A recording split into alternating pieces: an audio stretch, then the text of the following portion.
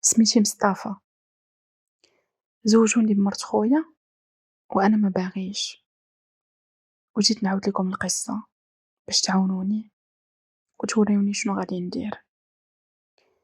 قصتي بدات تهديت فواحد العائلة عادية عايشين بخير وعلى خير، وكان عندي خويا كبر مني وكبر مني في كل شيء، كبر مني في الحق، كبر مني في المعاملة، كبر مني في أي حاجة بغاها كياخدها، أي حاجة زوينة كياخدها هو الأول، وديما كيخليو ليا أنا الحاجة اللي مبغاهاش هو. اش غنقول لكم، قريت وتعلمت وكبرت والحمد لله.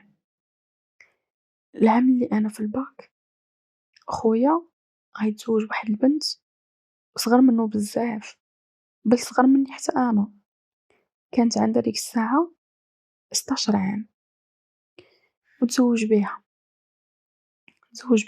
وعاشوا معنا في الدار، وكانوا عايشين مغاديش نقول لكم بخير، ولكن المشاكل ما خطاو حتى شي دار، كانوا عايشين مشاكل بيناتهم. مرة كنعرفوا شنو هما المشاكل، ومرة راه كيكونوا في بيتهم الله أعلم شنو طاري بيناتهم. المهم شديت الباك ودخلت وقريت وشديت الدبلوم وخدمت في واحد الشركة من مورا 3 سنين ديال القراية، كنخدم فابريكاسيون ميكانيك وصافي. المهم هادي هي الخدمة ديالي، كنت خدام ترونكيل بخير، حتى أنا كنعرف بنات ولكن ما معمرش راسي بداك الشي صراحة. المهم بديت كنجمع فلوس حيتاش أنا ما باغيش نسكن في الدار الصراحة. باش نزيد نوصل لكم الصورة أكثر، مثلا إلا كانت محطوطة غير الماكلة كيقولوا مثلا ديك الحاجة بغاها خويا أنا ياخدها، إلا ما بغاهاش عاد كيقولوا صافي وعطيوها لمصطفى ياكلها. المهم غير باش تعرفوا، ما عرفتش علاش كيفضلوه عليا، ما عرفتش علاش. وهاد خويا راه كاين غير أنا وياه أختي مزوجة برا المغرب، ما كايناش معنا في الدار. المهم اش غنقول لكم، بقينا عايشين بحال هكا لدرجة أن الوالد ديالي مات، وفاش جينا نفرقوا واحد الأرض الوالدة ديالي قالت لي وخلي خوك يختار، وحتى اختاروا سالة عاد قالوا ايوا صافي وخليو هاد البقعة هادي لمصطفى. يعني الحاجة اللي مبغاهاش خويا هي اللي كناخدها أنا. المهم دازت الوقت، خويا غادي يمرض، وتما مرتو كانت والدة معاه 2 ديال الولاد. فاش مرض خويا كثروا المشاكل بزاف. علاش؟ حيتاش هو مبقاش خدام، ووليت انا اللي كنصرف، وماشي غير كنصرف، خاصني نعطي الصالير كامل، وانا فريمون بزاف عليا. كيفاش غادي ندير؟ بزاف عليا ما قادرش صراحه. حتى النهار اللي غادي يشد الفراش بمره، فاش شد الفراش كلشي كيبكي عليه، وانا في الداخل ديالي عادي، خويا وصافي. ماشي بكيت عليه ولكن عادي كما قلت لكم خويا وصافي. بقينا حتى النهار اللي غادي يدخل السبيطار، تما تأزمات الحالة ديالو بزاف، بحكم ان خويا كان كيكمل كارو بزاف، وكان كيعاني من بزاف ديال المشاكل، وهاد المشاكل هما اللي اثروا عليه، وهما اللي خلاوه يمرض ويوصل لهنايا.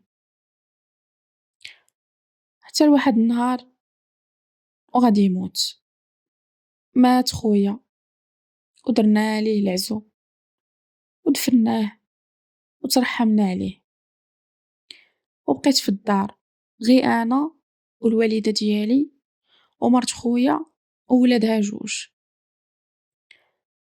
بقينا عايشين، وانا كنمشي الخدمه وكنجي، كنمشي الخدمه وكنجي. تما غنتعرف أنا على واحد بنت الناس. هاد البنت هادي تعرفت عليها غير بالصدفة وبغيتها وحبيتها الصراحة. كنا كنحلمو، كنتلاقاو، كنخرجو، كندورو، وقررت أنني غادي نتزوج بيها. وهذا كان حلم حيتاش فريمون هي بنت الناس بزاف. وفتحت الموضوع مع صحابي وقلتها ليهم وقالوا لي مزيان الله يسهل عليك. صافي، وبقيت كنفكر مع راسي وفتحت البنت في الموضوع. قلت لها شنو قلت لها انا باغي نتزوج بيك. قالت لي صافي. قلت لي ولكن انا راه ما نقدرش نسكن معاك مع امك. قالت لي انا بغيت الثقار. ومن حقها. قلت لها حتى انا راني ما باغيش نسكن معاهم، اصلا كاينه مرت خويا في الدار، انا ما مرتاحش وهي كاينه في الدار، ما حتىش هي كدير الزيف، وملي كتشوفني انا كتمشي تجري كتغطى، انا ما مرتاحش. لدرجه وليت كنخرج من الخدمه كنمشي نبرك غير في القهاوي، كندخل حتى نص الليل، حيت بصح ما مرتاحش، ما عجبنيش الحال. مهم، فاش فتحت هذيك بنت الناس في الموضوع قالت لي خاصك تجمع راسك، دير لينا بعدا فين نسكنو وديك الساعه نتزوجو. وهاد البنت ما كانت خدامه ما حتى شي حاجه، كانت باركه غير في الدار، كانت شدات الباك وبركات. مهم، صافي تما دويت مع صحابي، درت معاهم واحد القرعة. هاد القرعة هادي كانت فيها 10 د المليون، وأنا كنت كنحط فيها 3000 درهم، وتما غادي تزير عندي المصروف في الدار حيتاش أنا اللي كنت كنصرف عليهم. وبقات الوالدة كتنقور لا هادشي بزاف، فين كدير فلوسك هادي. وأنا ما عطيتهمش راس الخيط، قلت لهم راني مزير وصافي. مهم بقيت حتى دازت واحد المدة، عاد شديت أنا ديك القرعة. تقريبا راه دازت على الموت ديال خويا أنا راه واحد عامين ونص ولا كتر. صافي بقيت كنجمع، شديت هادوك الفلوس، تما غادي نمشي غنرهن واحد الدار بلا خبر ديال حتى شي واحد. حتى تكبرت فيا واحد العقدة خايبة. هاد العقدة خلاتني ما نهضر، ما نقول حتى شي حاجة، ما نعبرش على الرأي ديالي، أي حاجة بغاها خويا هي اللي تكون، وبزاف د الحوايج. مهم، صافي كما قلت لكم مشيت رهنت واحد الدار غير بارتما وصافي، ووليت تنخلص فيها الشهر لمدة 5 شهور وأنا كاريها، يعني راهنها وكنفرش فيها بشوية بشوية. كل مرة شنو كنجيب، كنمشي كندير هاديك الكريديات بلا ريبة، كنمشي مثلا لشي محل كبير شي ماغازان كنعطيهم شيك وكنبقى نخلصهم بشوية بشوية، وكناخد الشيك ديالي ما كيزيدوا عليا حتى شي حاجة حيتاش أنا ضد الريبة، ما نقدرش أنا ندير ريبة مستحيل. حيت الوالد ديالي الله يرحمو ديما كيوصينا على الريبة، كيقول لينا ما ديروهاش، الريبة راه هي الخلا ديال داركم، الريبة راه هي أخيب حاجة هي الريبة. المهم جبت ثلاجة، فران، ماكينة الصابون، الناموسية، وقديت تلفازة وكنوجد. صافي شوية قررت أنني صافي غنبدا نجمع باش نخطب هاديك بنت الناس. وهي الصراحة ما شرطت عليا والو، ماشي من داك النوع اللي قالت ليا 5 د المليون في الصداق ولا 4 د المليون ولا هادي ولا بغيت هادي. عارفاني يلاه بادي، قالت لي أنا معاك ونموت معاك، غير قالت لي أنا ما نقدرش نسكن مع داركم، ومن حقها كما قلت لكم. يعني ما يمكن لياش أنا نفرض على واحد بنت الناس شي حاجة اللي هي ما باغاهاش، زائد أنني أصلا أنا ما مرتاحش، بغيت نسكن معاها الراس في الراس، كنبغيها، بغي نعيش معاها بخير، بغي ندوز الشباب ديالي معاها، ماشي نفيقو ونوليو لا علاش فقنا في داك الوقت، لا خصكم تفيقوا في هاد الساعة، لا علاش جبتي هادي، لا ما غنطيبوش هادي. حقا راه مرت خوك بغات طيب هادي، ومرتي انا باغا طيب حاجة والاخرى باغا طيب حاجة، وتما كاينو الصداع والمشاكل. هادشي كاين ومتعارف عليه في كاع العائلات المغربية. المهم هداك الشي اللي كاين اخوتي، بديت تنجمع جمعت عاوتاني الفلوس، جمعت الفلوس ديال الصداق، تما قررت أني غنعطيها 1,000,000 في الصداق، وبديت كنزيد السوايع في الخدمة. كنت كنخدم غير 8 السوايع، وليت كنخدم 12 ساعة 14 ساعة، كنخدم بزاف غير باش نجمع، حيتاش الساعة كانوا كيزيدوني فيها الفلوس. المهم راكم عارفين، وزيد البريمات وزيد كنخدم وكنتقاتل، وأنا على أمل أنني باغي نتزوج بديك بنت الناس، وباغي غير فوقاش نجمع أنا وياها. كنحس بها كتحن فيا بزاف، كنحس بها هي الملاذ ديالي، كنحس بها هي اللي غنحط عليها الراس، وهي اللي غنعيش معاها بخير وعلى خير. وكنت كنموت عليها الصراحة وكنبغيها بزاف، وحتى هي بدات كتوجد، وكنت كنعطيها الفلوس مرة وباقي ما خطبتها ما والو. المهم راكم عارفين كنا كنهضروا صافي، وحتى الخروج قليل بزاف فين كنخرجوا. الا خرجنا كنمشيو غير القيصريه، كناخد لها شي توب وكتمشي تحطو تخيطو. المهم كتوجد الدهاز ديالها، بحكم تا هي مسكينه يتيمه، كانوا ميتين لها والديها وعايشه غير مع عمها. هادشي اللي خلاني نزيد نحن فيها اكثر، ماشي بقات فيا ولكن بغيتها وحبيتها الصراحه. المهم صافي مرة كنعطيها الفلوس باش كتوجد شي حاجة، بحكم أن والديها ما عندهاش، شكون اللي غادي يوجد ليها؟ ما عندهاش اللي غيوجد ليها من غيري أنا. بقيت هي هاديك هي كتوجد من هنا وأنا كنجمع من هنا. الحمد لله قدرت أنني نجمع واحد المبلغ ديال الفلوس، يعني راه مدة، راه تقريبا ضربات معايا بنت الناس واحد 4 سنين، 4 سنين وأنا موعدة بالزواج، 4 سنين وهي صابرة عليا، 4 سنين وأنا كنبغيها، 4 سنين وأنا كنحلم أنا وياها، كنحلمو بالدار بالدراري. هاديك الدار اللي أنا كنخلص ليها عمرني ما ديتها لديك الدار، حيتاش كنشوف فيها مرتي وموات وليداتي. ما نقدرش نشوف فيها شي حاجة أخرى، مستحيل. واخا هكا كان واحد الإنسان متقي الله، كنصلي كنخاف كنعرف بيني وبين الله، ما قدرش نتفلى على بنات الناس، حتى أنا راه عندي أختي. المهم حتى النهار اللي غادي نجي للدار وهي تفاتحني ماما في الموضوع، الوالدة ديالي قالت لي جي بغيت نهضر معاك. وكانت مرت خويا باركة حتى هي، وولادها كيحفظوا وهي كتحفظهم وباركة. قلت لها نعم الوالدة، حتى أنا كنت هذيك السيمانة غنفتحها في الموضوع ديال الزواج ديالي بالبنت اللي كنبغيها. قالت لي شوف ولدي مصطفى، خوك مسكين مات الله يرحمه وخلى اليتامى، ومرتو باقا صغيرة ها انت كتشوف وعلى مزويناتها. وانا كنقول علاش امي كتقول لي هاد الهضره، علاش كتهضر معايا بحال هكا؟ ما عجبنيش الحال دوي معايا بحال هكا قدامها. وهي غير كتشوف اي حاطه عينيها في الارض، مره كتشوف دوك الكتوبه اللي قدام ولادها، مره كتشوف ولادها، مره ولادها كيشوفوا فيا. ما بقيت عارفه انا شنو ندير، حتى هي تلفات صافي. وهي تصدمني، قالت لي شوف ولدي، قالت لي الحامله خناز كيهزو ماليه. قلت لها هياش كيفاش الحامله خناز؟ اش هاد الهضره؟ اش واقع ياك لاباس؟ انا ما عرفتش شنو واقع، ما عرفتش. انا كتقول لي هاد الهضره هاد الامثله انا ما فاهم حتى حاجه. وهي تقول لي شوف ولدي، مرت خوك هي باقا صغيره، وواحد النهار غادي نموت، وشكون اللي غيكون بيها؟ قلت لها كيفاش شكون اللي غيكون بيها؟ ها هي دار با غتسكن فيها ولا دبر راسها، وزيدوا راه عندها والديها. مرت خويا بقات كتشوف ما عجبهاش الحال، وهي تقول لي لا ولدي، مرت خوك باقا صغيره وخاصها تزوج. قلت لها تزوج الله يسهل عليها. ديك الساعه مرت خويا انا تقريبا عندها واحد 26 ولا 25 عام، المهم باقا صغيره. كما قلت لكم راه تزوجت على 16 عام، ان فوا تزوجت ولدات جوج حطاتهم، ما عليناش. قالت لي الوالده ديالي قالت لي راه غادي تبغي تزوج وهي باقا صغيره. قلت لها تزوج الله يسهل عليها، بصح باقا صغيره، وانا ندور عندك. قلت لها اي يا اختي، هي كاين شي راجل والله يسهل عليك.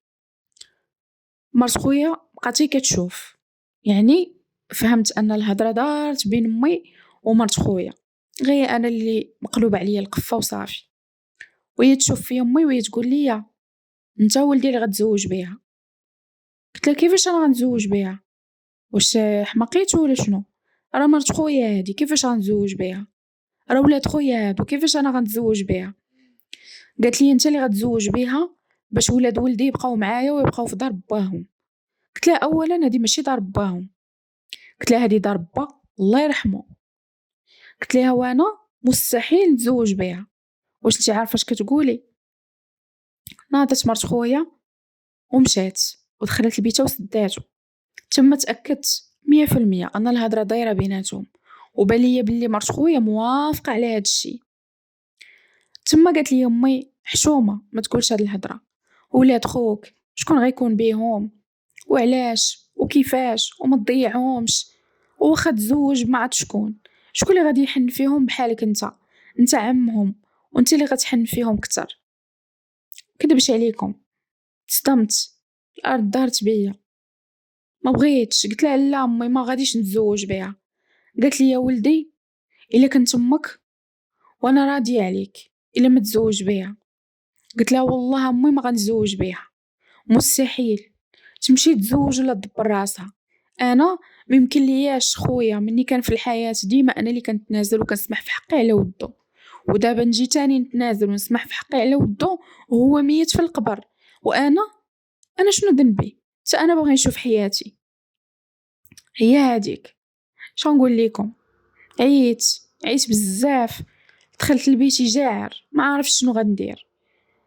عيطت لي البنت اللي كنبغيها، ما قدرت نقول لها والو، بقينا غير كنهضروا صافي وهي كتعاود ليا راه وجدت اللعبه، باقي لي غير القميص، واش فتحتي امك في الموضوع؟ انا عييت ما نبقى ساكنه مع عمي كذا كذا.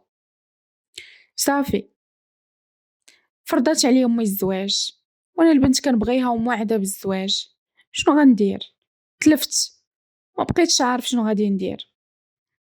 عييت اخوتي، عييت كنقول غادي نمشي لواحد المدينه ونهز هذيك البنت نخطفها ونمشي انا وياها نتزوجوا في شي بلاصه ما يعرفني حد فين مشيت. صافي ديك الليله جمعت حوايجي ومشيت للدار ديالي اللي انا راهنها. مشيت ووليت كنمشي نبات فيها. امي تتصوني ليا في التليفون، كتعيط تصوني عليا وما كنجاوبهاش، كتعيط تقول لي مالك، واش بغيتي تمشي، واش بغيتي تخوي الدار، وحنا شنو غنديرو؟